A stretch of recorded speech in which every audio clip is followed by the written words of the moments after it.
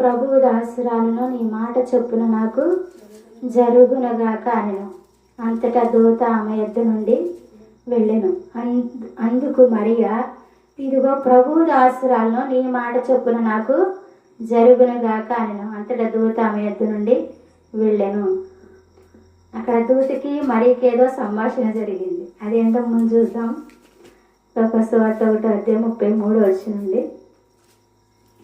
34 చూద్దాం. అందుకు మరియా, నేను పురుషుని ఎరగని దాన్ని, ఇది ఎలాగ జరిగిన దూత అనగా, దూత పరిశుద్ధాత్మ నీ మీదకి వచ్చును, సర్వోన్నత శక్తి నేను కమ్ముకొను, కనుక పుట్టబో శిశువు పరిశుద్ధుడై దేవుని కుమారుడు అనబడును. మరియు నీ బంధువురాలు ఎలిజబెత్ కూడా తన వృద్ధాప్యం ముందు ఒక కుమారుని గర్భం ధరించి ఉన్నది. గొడ్రాలు అనబడిన ఆమెకు ఇది 6వ మాసము.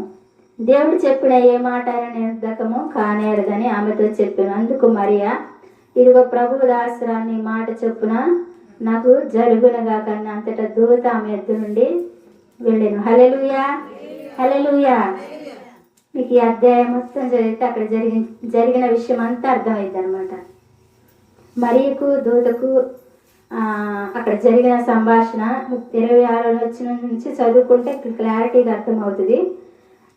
26 ఏముందంటే, 6వ నెలలో గబ్రియేలు దేవదూత గలిలయ నజరేతు ఊరిలో దావీదు వంశస్థుడైన యోసేపు ఒక పురుషునికి ప్రదానము చేయబడిన కన్యక ఎద్దుకు దేవుని చేత పంపబడిన ఆ కన్యక పేరు మరియా.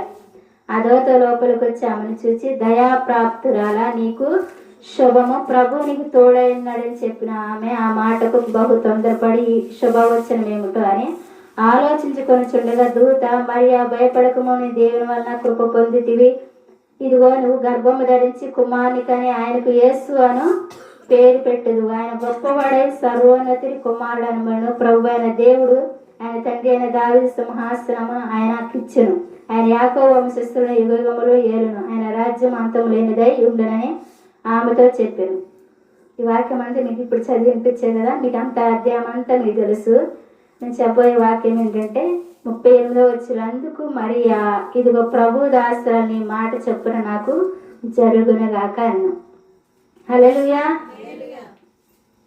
క్రిస్మస్ దినాల్లో ఉన్నాము. క్రిస్మస్ ఏ ప్రాంతాల్లో చూసినా ఇప్పుడు హడావుడిగా ఉంటుంది.